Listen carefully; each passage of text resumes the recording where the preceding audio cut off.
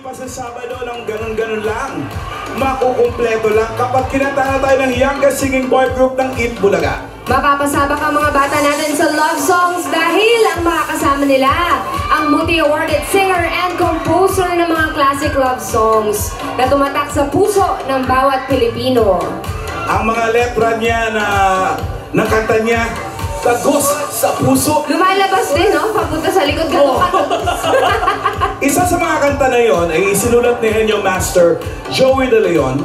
Tapos ang music, ginawa ni Tito Sen. Kaya palaban ang melody.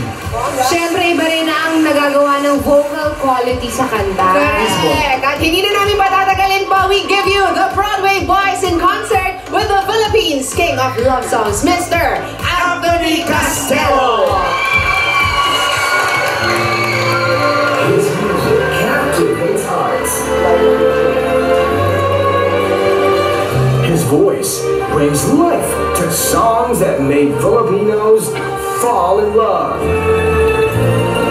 And now, the man who made his mark on the Philippine music scene with timeless songs about life and love shares the stage with Eat Bulaga's youngest singing boy group.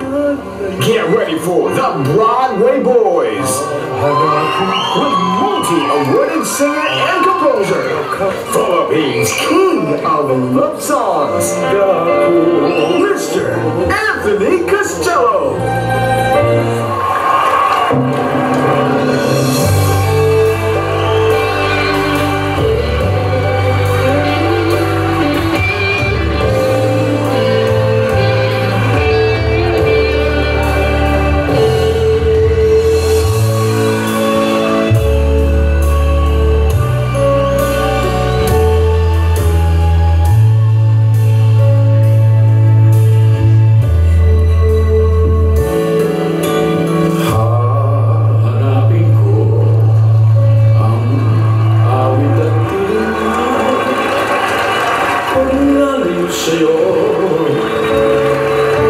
Hahanapin ko ang halakhak mo kahit na kung saan